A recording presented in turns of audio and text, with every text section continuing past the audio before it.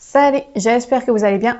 Nous revoici aujourd'hui pour un point lecture. Ça faisait longtemps, ça y est, je me décide enfin à le faire. Je sais que j'ai tendance à dire ça sur toutes mes vidéos, mais la vérité est que j'ai du mal à me motiver à faire mes vidéos de point lecture ou mes vidéos de façon générale. Bref, donc aujourd'hui, sans plus attendre, je vais présenter 4 livres. Il y a eu une lecture sympa mais pas sans défaut, une lecture que j'ai malheureusement abandonnée, une lecture très intéressante et puis je vous parlerai pour finir de ma lecture en cours. Donc, commençons tout de suite. Alors le premier livre que je vais vous présenter, j'en avais déjà parlé précédemment, il s'agit de Ready Player One de Ernest Cline.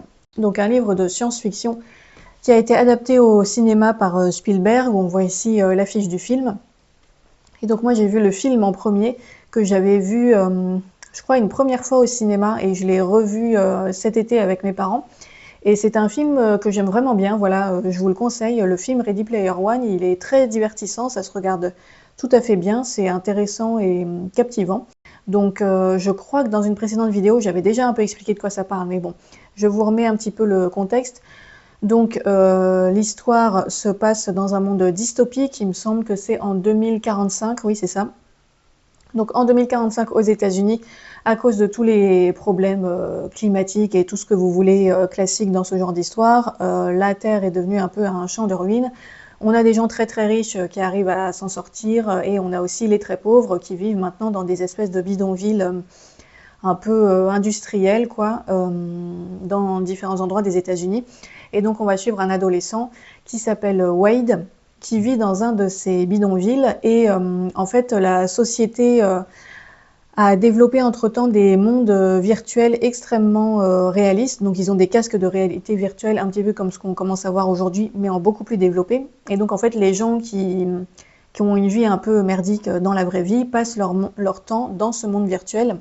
Et c'est le cas de Wade qui passe littéralement toutes ses journées dans cet endroit qui s'appelle l'Oasis, et qui est une sorte en fait de monde parallèle, voilà, où il incarne un avatar, il peut se donner l'apparence qu'il veut, le nom qu'il veut, voilà, il a un pseudonyme, et puis c'est comme d'être dans un jeu vidéo, une sorte de jeu vidéo géant. Et donc l'élément déclencheur de l'histoire, c'est que le créateur de ce monde virtuel va mourir, et dans son testament, il dit qu'il a caché un easter egg dans le monde virtuel de l'Oasis, et que celui qui réussira à trouver l'easter egg deviendra le nouveau propriétaire de l'Oasis, donc qui est la société qui rapporte le plus d'argent au monde. Donc évidemment, tout le monde va essayer de trouver cet easter egg. Wade va lui aussi se mettre à sa recherche. On se doute qu'il va pas être du tout facile à trouver. Et Wade, en fait, lui, c'est vraiment un très très grand passionné de pop culture, donc il connaît énormément de choses qui lui permettent de trouver des indices pour trouver cette œuf de Pâques. Mais évidemment, il va y avoir beaucoup de concurrence, dont une entreprise qui va être prête à tout pour éliminer tous les gens qui risquent de se rapprocher de la récompense pour pouvoir se l'approprier. Donc, comme je disais, j'avais bien aimé le film. Le roman s'est avéré très différent. Ça m'a vraiment surpris. Le roman est complètement différent du film. Le personnage n'est pas tout à fait pareil. Il n'a pas vraiment la même personnalité. Pas tout à fait la même apparence non plus. Les péripéties sont assez différentes également. En fait, c'est globalement le même monde et la même intrigue de base avec le monde dystopique et la quête de l'easter egg, mais limite tout le reste est différent en fait. L'adaptation cinématographique a vraiment beaucoup divergé de l'histoire du roman. Et je dois dire que j'ai préféré le film. Au final, voilà, je me rappelle, c'est ça que je vous disais dans mon dernier point lecture, c'était ma lecture en cours à ce moment-là, et je vous disais que je commençais un petit peu à m'ennuyer.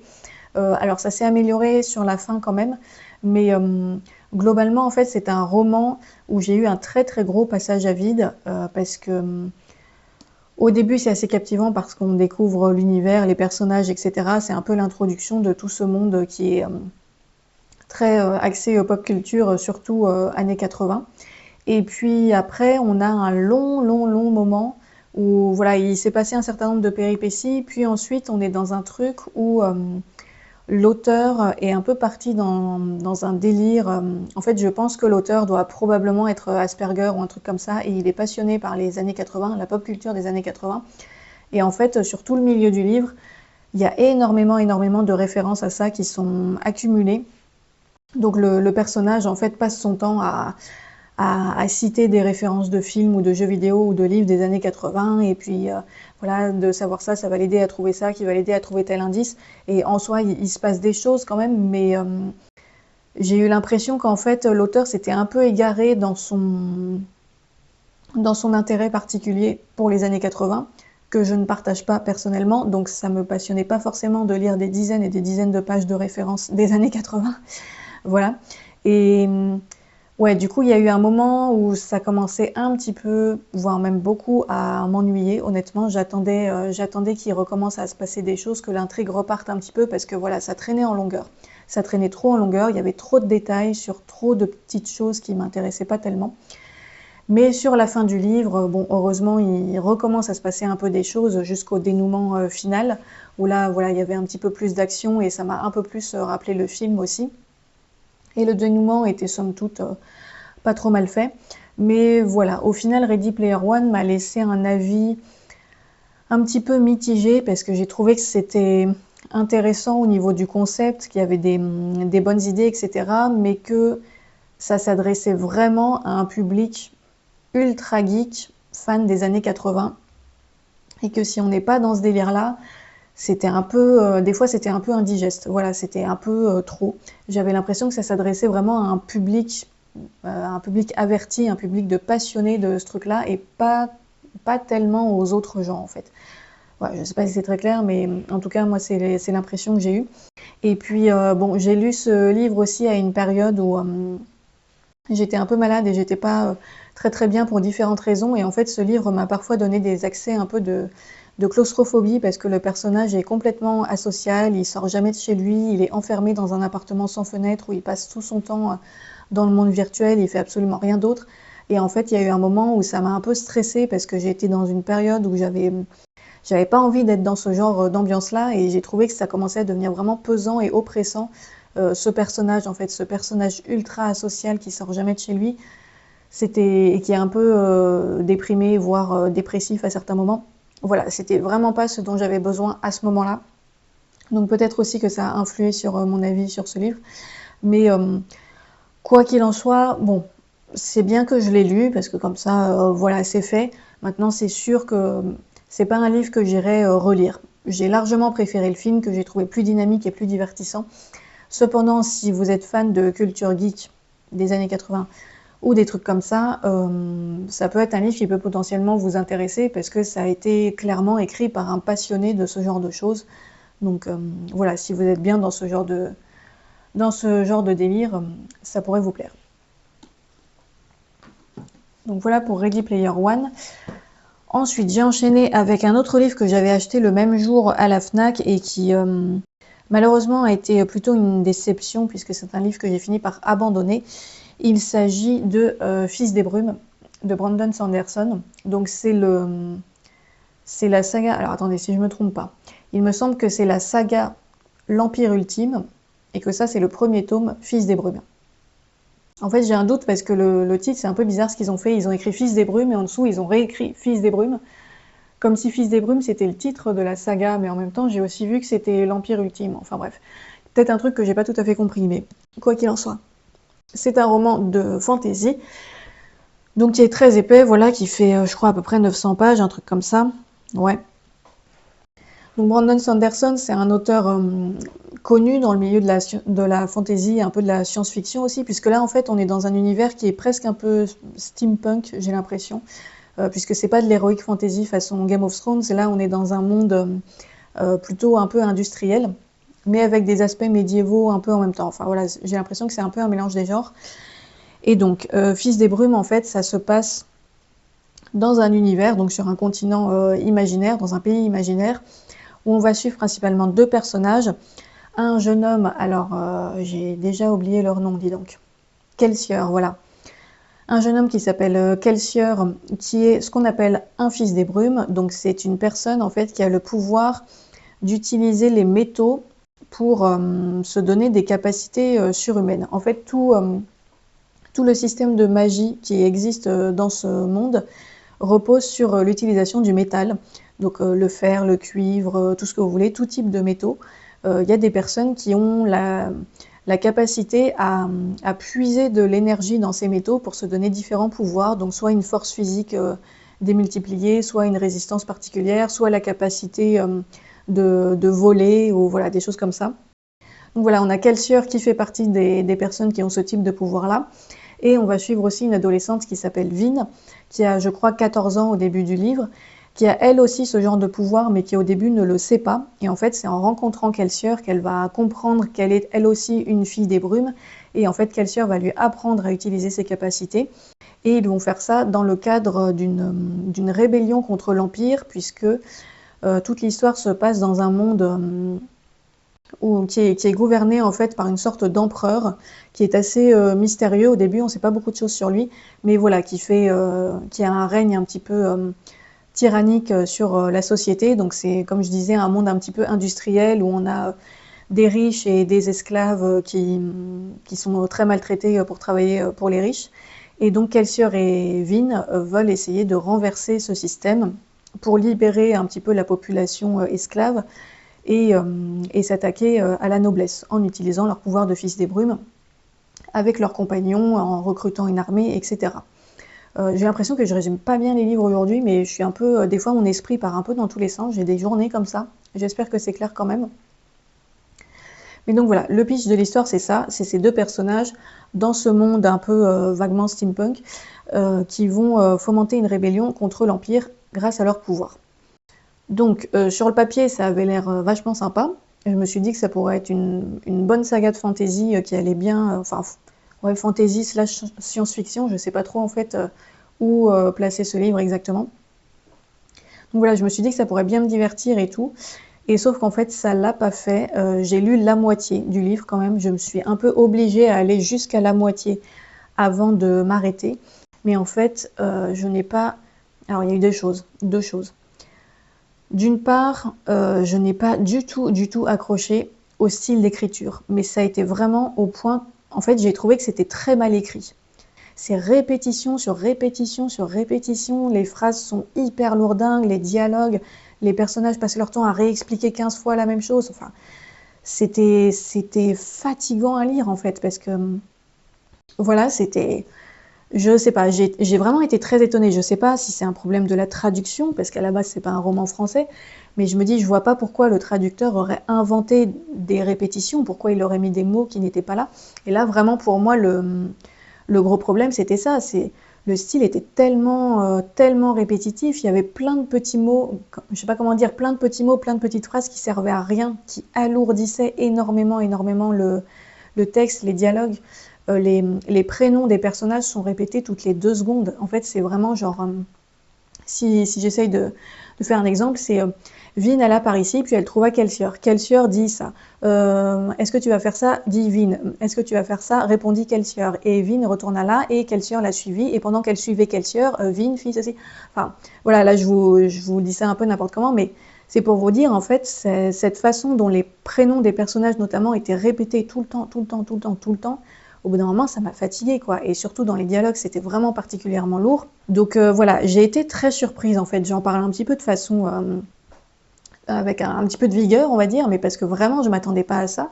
Parce que pour moi, Brandon Sanderson, c'est un auteur reconnu dans le milieu, etc. J'ai l'impression que tout le monde l'aime bien. Enfin, ses livres sont hyper bien notés et tout. Et quand je me suis retrouvée face à ça, je me suis dit, mais attends, c'est quoi Qu'est-ce qui se passe? C'est quoi le problème? Comment c'est possible que ce soit aussi mal écrit alors que c'est un auteur aussi connu? Enfin, quand je compare à Game of Thrones, par exemple, c'est le jour et la nuit, quoi, en termes de style d'écriture. Donc, je ne sais pas. Je suis perplexe. Encore aujourd'hui, je suis perplexe en y repensant. Alors, peut-être que j'ai juste fait... je sais pas, peut-être que j'ai juste fait une fixette sur un truc et que j'ai pas réussi à m'en débarrasser et que c'est ça qui m'a gâché la lecture, mais... Quand même, c'est rare que je sois gênée à ce point par un style d'écriture dans un livre, donc je pense quand même qu'il y a un problème. Enfin, moi en tout cas, j'ai été vraiment déçue par la qualité du style. Voilà, j'ai trouvé que c'était pas du tout à la hauteur de ce à quoi j'attendais. Je sais même plus parler. De ce que j'attendais, bref. Donc voilà, ça m'a vraiment énormément gênée. Mais au bout d'un moment, bon, je me suis dit... Ok, c'est pas hyper bien écrit, mais si l'histoire elle est cool et tout, je peux passer outre. Sauf qu'en fait, l'histoire n'a pas réussi à m'accrocher suffisamment pour me faire passer outre ça. Ça met très très très longtemps à démarrer, vraiment très très longtemps. Au bout de 200 pages, il s'était toujours pas passé grand chose en fait. Et, euh, et je pense que ça se serait probablement amélioré par la suite dans la seconde moitié du livre.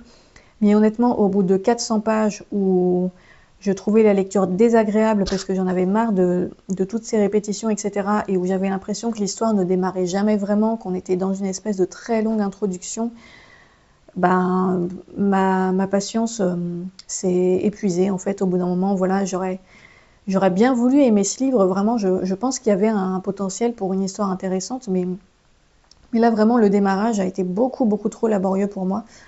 Euh, bon, je ne sais pas. Après, c'est très personnel, hein, l'avis que je donne. Je sais qu'il y a des gens qui ont beaucoup aimé ce livre, donc je veux pas non plus le descendre, mais avec moi, ça n'a pas marché. Voilà, ça n'a pas du tout marché, ça n'a pas réussi à m'accrocher, j'ai pas réussi à me mettre dedans, tout simplement. Donc voilà, je vais pas épiloguer pendant 2 heures, mais bon, bah, ça a été un rendez-vous manqué pour moi avec Brandon Sanderson. Bon, voilà, c'est des choses qui arrivent. Donc après ça, je suis partie vers tout à fait autre chose puisque j'ai lu un livre plutôt documentaire qui est sorti très récemment, il est sorti au mois de septembre. Il s'agit du livre noir de la criminalité verte de Marc Lomazzi. Donc le sous-titre c'est Enquête sur l'incroyable business des crimes contre l'environnement. Voilà, c'est aux éditions Calment Lévy.